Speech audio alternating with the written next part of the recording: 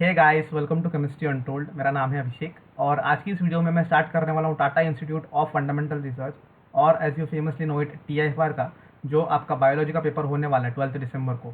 उनमें chemistry section में जो भी आपके प्रीवियस ईयर क्वेश्चंस आए हैं मैं उन सारों को आपको सॉल्व कराने का ट्राई करने वाला हूँ। अब जिन लोगों को पेपर पैटर्न नहीं पता कि सर TIFR का पेपर पैटर्न ही नहीं पता, हम लोगों ने फॉर्म तो भर दिया बट हमें पेपर पैटर्न नहीं पता, तो उन्हें मैं जस्ट क्विक में बता देता हूँ। TIFR में टोटल 4 सेक्शन होते हैं। पहला होता है आपका जनरल सेक्शन। अब सर ये जनरल सेक्शन में क्या आता है? जनरल सेक्शन में आपका जनरल फिजिक्स, मैथमेटिक्स, केमिस्ट्री, फिर current affairs, geography, data analysis, इन सबसे क्वेश्चन आते हैं। दूसरा आपका सेक्शन होता है फिजिक्स, तीसरा आपका सेक्शन होता है केमिस्ट्री और चौथा आपका सेक्शन होता है बायोलॉजी। तो आपको ये सेक्शन देख के ही आइडिया लग रहा होगा कि ये एक इंटर डिसिप्लिनरी एग्जाम है। मतलब आप सिर्फ बायोलॉजी के हो तो नेसेसरी नहीं है कि आप एग्जाम दोगे। अगर आपको बाकी के 3 सेक्शन में भी आप डोमिनेट कर जाओ तो then you can do a PhD in TIFR। अब सर हर सेक्शन में क्वेश्चंस कितने आते हैं? देखो, हर सेक्शन में आपके 15 क्वेश्चंस आते हैं और जो फर्स्ट टू 10 क्वेश्चन होता है ना, it is of 1 mark each. ठीक है। और जो 11 टू 15 क्वेश्चन होता है it is of 2 marks each. ठीक है। तो इसके हिसाब से इसके मार्क्स कैलकुलेट कर लो। 1 into 10 will be equal to 10 marks and 2 into 5 will be equal to 10 marks. तो इसके हिसाब से हर एक सेक्शन कंसिस्ट ऑफ 20 मार्क्स और यही आपका जो पैटर्न है ये हर सेक्शन में चलता है। फॉर एग्जाम्पल केमिस्ट्री ले लो जो मैं डिस्कस करने वाला हूँ। यहाँ पे भी फर्स्ट टू 12 क्वेश्चन आपका 1 मार्क ईच होगा और जो 11 टू 15 क्वेश्चन है वो आपके 2 मार्क्स ईच होंगे। तो वही 10 और 10 and the section will be of 20 marks. अब जो ये 2 मार्क्स ईच वाले होते हैं ना, ये थोड़े से टफ क्वेश्चन होते हैं, तो इन्हें हम प्रैक्टिस करेंगे कि कैसा है, कोई पेपर पैटर्न है क्या कि एक इस हिसाब से क्वेश्चन आ रहे हैं। जनरली जो 2 मार्क्स वाले क्वेश्चन होते हैं ना, उनमें स्पेक्ट्रोस्कोपी से रिलेटेड काफ़ी क्वेश्चन आते हैं, तो वो हम डिस्कस करेंगे। ठीक है। अब देखो, ये मैंने सिर्फ यहाँ पे एक पेपर बताया, एक GS 2016 का पेपर। इसमें क्या क्या आया था देखो। पहली बात तो एग्जाम का नाम ही पढ़ो, joint graduate entrance examination in biology and interdisciplinary life sciences. तो ऑब्वियस सी बात है, इसको कोई भी अटेम्प्ट कर सकता है। अब नेक्स्ट क्या होगा, ये सब आप पढ़ लेना इंस्ट्रक्शंस। और इंपॉर्टेंट बात क्या है कि सारे के सारे MCQs ही हैं। इसमें कोई MSQ या फिर NAD टाइप क्वेश्चन जैसे IIT जैम बायोटेक्नोलॉजी में आते हैं, वैसे यहाँ पे कोई क्वेश्चन नहीं है। अब इंपॉर्टेंट बात क्या है यहाँ पे कि सर इसमें नेगेटिव मार्किंग है क्या? सर तुक्का लगा सकते हैं कि नहीं? नहीं भाई, तुक्का तो नहीं लगा सकते। यहाँ पे देखो, there is negative marking and how much, half mark each. तो चाहे 1 मार्क का क्वेश्चन हो या चाहे 2 मार्क का क्वेश्चन हो, नेगेटिव मार्किंग है हाफ मार्क की। और सर टाइम कितना अलॉटेड है? टाइम देखो यहाँ पे लिखा हुआ है 2 आवर्स अलाउड है। ठीक है। अब सब लोग बोलते हैं कि सर TIFR का पेपर ना काफ़ी कैलकुलेटिव होता है, आपको कैलकुलेशन काफ़ी पढ़ने करने पड़ते हैं, तो सर कैलकुलेटर अलाउड है कि नहीं? तो वो यहाँ पे लिखा तो है, calculators may be use for the examination.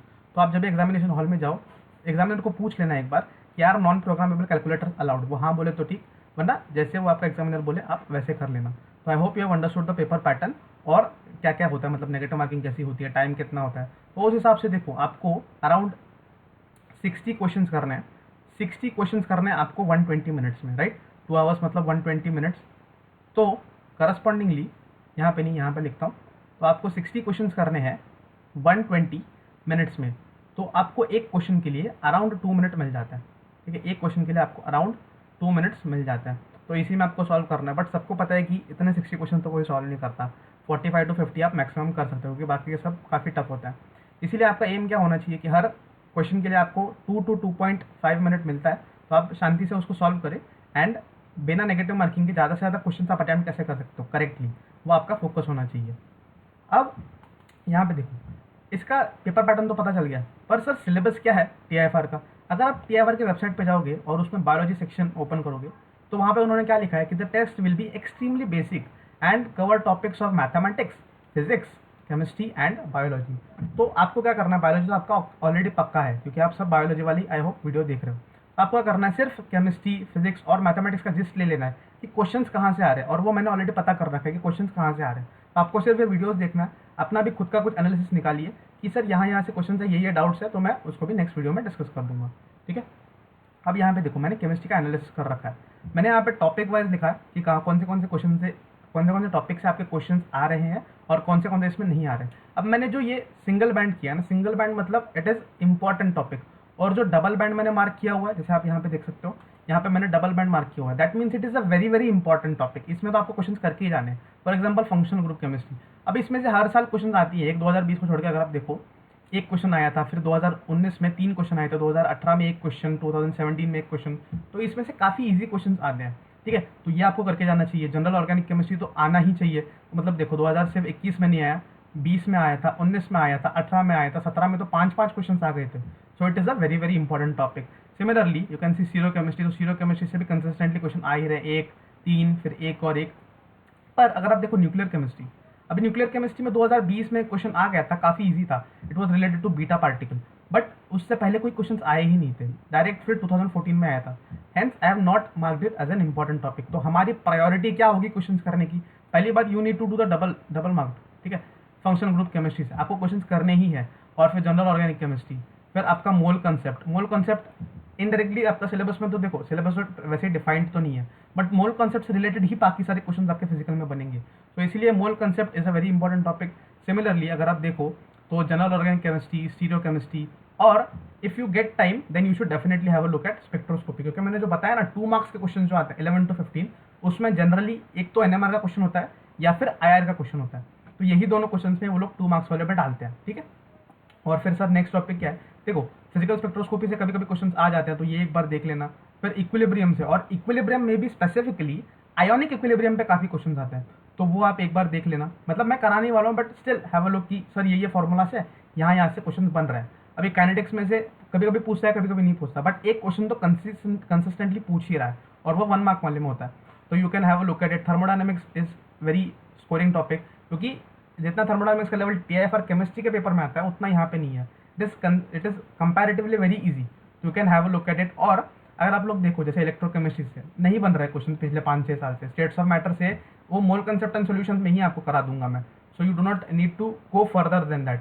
Similarly solid state से, अब सॉलिड स्टेट में देखो 2017 में क्वेश्चन आया था, फिर 2013 में या फिर 2011 में, तो you do not need to really dig into solid state, क्योंकि उसमें तो नहीं क्वेश्चन बन रहा है। सिमिलरली ट्रांजिशन से, ट्रांजिशन मेटल केमिस्ट्री से सिर्फ एक ही क्वेश्चन बना है, तो why waste time on it? उससे अच्छा आप spectroscopy, general organic chemistry, functional group chemistry, फिर आप केमिकल बॉन्डिंग, जैसे यहाँ पे आप देख सकते हो chemical bonding, periodicity, main group, आप ये सारे क्वेश्चन कर सकते हो, और काफी ईजी क्वेश्चन है।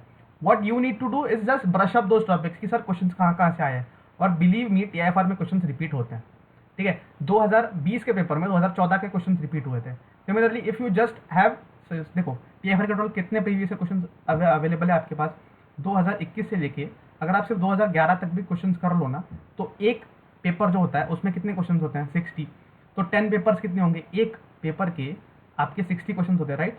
तो अगर आप 10 पेपर्स आपके पास है, और ये सारे के सारे नेट पे अवेलेबल है, ठीक है, ऐसा नहीं है कि आपको कोई बुक खरीदनी है बाहर से, टीआईएफआर के वेबसाइट पे सारे के सारे answers, question paper with answers available है। तो 10 पेपर्स में कितने क्वेश्चन होंगे? 600 क्वेश्चन। तो अगर आप सिर्फ ये 600 क्वेश्चन भी करके चले जाओ ना, तो भी आप टीआईएफआर के एग्जाम में बहुत अच्छा स्कोर कर सकते हो, ठीक है। तो हमको सिर्फ इतना ही करना है कि इसमें जो भी पेपर, अगर मैंने जो पेपर एनालिसिस किया है उसके हिसाब से अगर आप उतने ही क्वेश्चन करके जाओ, then also it will be very much enough for you, ठीक है। और आप लोग देख सकते हैं यहाँ पे एनालिटिकल टेक्निक से पहले बहुत क्वेश्चन आ रहे थे, 2015 के पहले बहुत क्वेश्चन आ रहे थे, बट अभी नहीं आते, so you can comfortably ignore it. और अभी ये देखो ऑर्गेनोमेटालिक्स और ऑर्गेनिक रिएक्शन मैकेनिज्म, इसमें से 2020 में काफ़ी क्वेश्चन पूछे गए थे, मतलब काफ़ी तो नहीं कहूँगा मैं, 2 ही क्वेश्चन थे, बट ये 2 मार्क्स वाले थे। तो एक जनरल आइडिया रखना कि ऑर्गेनोमेटालिक्स क्या होता है, ऑर्गेनिक रिएक्शन मैकेनिज्म में E1 E2 या फिर SN1 SN2, इसका जनरल आइडिया अगर आप लोग लेके चले तो अच्छा है, क्योंकि 2020 से पहले उन्होंने एक भी क्वेश्चन नहीं पूछा था। यहाँ पे आप लोग देख सकते हैं। तो ये होगा मेरा पढ़ाने का तरीका, that I will go topic wise rather than paper wise. मतलब क्या है मेरा, कि मैं आपको मोल कंसेप्ट के जितने भी प्रीवियस ईयर क्वेश्चन आए हुए हैं वो सारे के सारे एक साथ करा दूंगा। मैं पहले एक फॉर्मूला लिस्ट दे दूंगा आपको कि ये 5-6 फॉर्मूलाज यूज होने वाले हैं, और आप लोग खुद ही रियलाइज करोगे कि सर हाँ इतने अगर आपने फॉर्मूला दे दिए 5-6 और उसमें से मेरे सारे क्वेश्चन बन रहे हैं, so why should I study more, ठीक है। वैसी फिजिकल स्पेक्ट्रोस्कोपी या फिर स्पेक्ट्रोस्कोपी, फिर आपका जनरल ऑर्गेनिक केमिस्ट्री जो मैंने यहाँ दिखाया था, तो उसमें से आपको सिर्फ समझने का कंसेप्ट। अभी जनरल ऑर्गेनिक केमिस्ट्री से मैक्सिमम जनरल ऑर्गेनिक केमिस्ट्री से आपके मैक्सिमम क्वेश्चंस एसिडिटी से ही बनता है, कभी कभी एक आधा वो स्पेक्ट्रोस्कोपी से लिंक कर देता है, ठीक है। तो आप लोग वो करके जाएंगे। और सीरो केमिस्ट्री से काफ़ी इजी क्वेश्चन आता है, इजी मतलब कायरल कार्बन कितने, ऐसे क्वेश्चन आते हैं। तो अगर आप लोग ये फॉलो करोगे तो आपकी काफ़ी हेल्प होगी, ठीक है।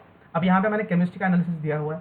सिमिलरली मैंने ये वेबसाइट से लिए हुए हैं सारे, एक वेबसाइट से, तो वहाँ पे बायोलॉजी का भी एनालिसिस दिया गया था। तो आप लोग देख सकते हो कि सेल बायोलॉजी एंड कैंसर काफ़ी इंपॉर्टेंट है, फिर बायोकेमिस्ट्री भी कंसिक्वेंटली आ रहा है। और ये क्या है, मैं एक बताना भूल गया यहाँ पे, कि अमीनो एसिड्स जो होता है, अमीनो एसिड्स यहाँ से 2 क्वेश्चन आते हैं और कंसिक्वेंटली आ रहे हैं, ठीक है। यहाँ पे मैंने बाकी के प्रीवियस ईयर का एनालिसिस दिया नहीं है, बट अमीनो एसिड्स क्योंकि ये एक लिंक है केमिस्ट्री और बायोकेमिस्ट्री के बीच में, तो इससे क्वेश्चन काफ़ी बनते हैं। सिमिलरली यहाँ पे आप लोग देख सकते हो कि मैंने इंटरडिसिप्लिनरी लिखा है, मतलब जो अमीनो एसिड्स, प्रोटीन्स, फिर कार्बोहाइड्रेट्स, शुगर्स, मोइटी, इन सब में से क्वेश्चंस आ रहे हैं, क्योंकि ये इंटरडिसिप्लिनरी है। उन लोग ऐसे थोड़ी है कि कोई कॉन्ट्रैक्ट करके आए तुम्हारे साथ कि यहाँ से क्वेश्चन नहीं पूछेंगे। तो ये लोग क्या करते हैं कि इंटरडिसिप्लिनरी पे, क्योंकि एग्जाम ही इंटरडिसिप्लिनरी है, तो यहाँ पे ज़्यादा फोकस करते हैं। तो अगर आप लोग सिर्फ एक बार एक क्वेश्चन देख लो ना, तो आपका काम बन जाएगा। ठीक है, अब देखो बायोलॉजी का भी एनालिसिस करके रखा है, you can just take a screenshot of it. ठीक है, अब देखो ये सेल बायोलॉजी एंड कैंसर, फिर माइक्रोबायोलॉजी, एनिमल फिजियोलॉजी, इनमें से काफ़ी क्वेश्चन पूछते हैं। एनिमल फिजियोलॉजी काफ़ी इंपॉर्टेंट है, आप देख रहे हो 5 क्वेश्चन आ रहे हैं, तो ये चैप्टर्स आप लोग करके जाओ ना। फॉर एग्जाम्पल आप ये देख रहे हो टैक्सोनॉमी एंड डाइवर्सिटी, तो इसमें से क्वेश्चन आप क्यों करोगे जब आ रहे ही नहीं है। वैसे सिमिलरली इकोलॉजी से भी कभी एक आधा क्वेश्चन आ जाता है। सो आप लोग अपने हिसाब से देख लिए, एनालिसिस कीजिए कि बायोलॉजी से सर ये टॉपिक इंपॉर्टेंट है, तो हम सिर्फ इतना ही करेंगे, बाकी के टॉपिक्स को हम सेकंड प्रायोरिटी पर रखेंगे। ठीक है, सिमिलरली आप लोग यहाँ पे फिजिक्स का भी एनालिसिस देख सकते हो कि एटॉमिक एंड मॉलिक्यूलर फिजिक्स, फिर सॉलिड स्टेट फिजिक्स, इलेक्ट्रॉनिक्स, इनमें से क्वेश्चंस नहीं के बराबर बन रहे हैं। So why waste time on it. Instead अगर आप इजी से टॉपिक चुन रहे हो, for example waves and oscillations, काफ़ी अच्छा टॉपिक है, स्कोरिंग है, फिर फिजिकल वर्ल्ड से काफ़ी इजी क्वेश्चन आते हैं, थर्मोडायनेमिक्स से कंसिस्टेंटली एक क्वेश्चन आता ही है, एक या फिर 2 क्वेश्चन, तो वो आप लोग करके जाइए। ऑप्टिक्स से भी आप लोग कर सकते हो। ठीक है, जो इलेक्ट्रोडायनेमिक्स एंड क्लासिकल मैकेनिक्स वाला पार्ट है वो थोड़ा टफ हो जाता है बायोलॉजी के स्टूडेंट्स के लिए। तो अगर आप लोग यहाँ पे देखो ये 5 टॉपिक भी करके जाओगे, मॉडर्न फिजिक्स, और मॉडर्न फिजिक्स से अगर आप पेपर का एनालिसिस करोगे ना, तो आपको पता चलेगा कि अच्छा ये टाइप से पूछ रहा है। मतलब फॉर एग्जांपल बोर्स या फिर हीजनबर्ग अनसर्टेनिटी प्रिंसिपल, अगर वहाँ से क्वेश्चन आ रहे हैं तो उसका सिर्फ एक आइडिया ले लो ना कि कैसा होगा पेपर पैटर्न, बस उतना करके जाओ।